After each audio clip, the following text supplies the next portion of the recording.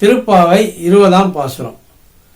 33 அமரருக்கு முன் சென்று கப்பம் தவிர்க்கும் கலியே துயிலெழாய், செப்பமுடையாய் திரளுடையாய் செற்றார்க்கு வெப்பம் கொடுக்கும் விமலா துயிலெழாய், செப்பன்ன மென்முலை செவ்வாய் சிறுமருங்குள் நப்பின்னை நங்காய் திருவே துயிலெழாய், உக்கமும் தட்டுயும் தந்துன் மணாலனை இப்போதே எம்மை நீராட்டேலோ ரெம்பாவாய்.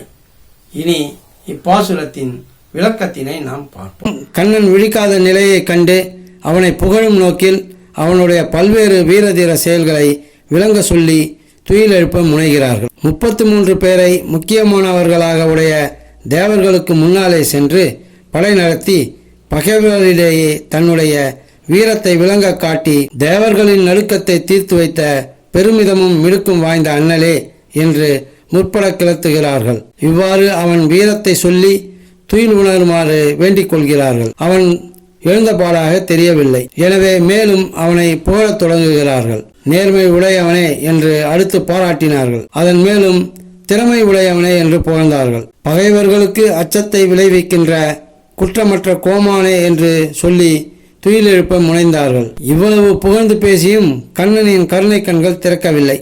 எனவே மீண்டும் நப்பின்னையின் தயவினை நாடுகிறார்கள். இப்பொழுது அவளை முன்னிலைப்படுத்தி பாராட்டத் தொடங்குகிறார்கள். அழகிய மார்பினையும் செக்கச் சிவந்த வாயினையும் நுண்ணிய இடையினையும் கொண்ட நப்பின்னை பெண்ணே என்று புகழ்ந்துரைத்தார்கள். லட்சுமி போன்றவளே என்று அடுத்து மொழிந்தார்கள். தூக்கத்திலிருந்து விழிப்பாயாக என்றும் கேட்டுக்கொண்டார்கள். பாவை நோன்பிற்கு பயன்படும் விசிறியினையும் கண்ணாடியினையும் வழங்கி இக்கணமே உன் கணவனை மார்கழி நீராடுவதற்கு எழுப்பி அருள வேண்டும் என்று வேண்டிக் கொள்கிறார்கள்.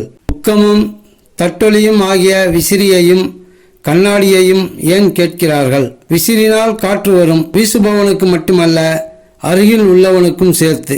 நம் செயல்பாடுகள் நமக்கு மட்டுமன்றி பிறருக்கும் பயன் தருவதாக அமைய வேண்டும் என்பது இதன் உட்கருத்து ஆகும்.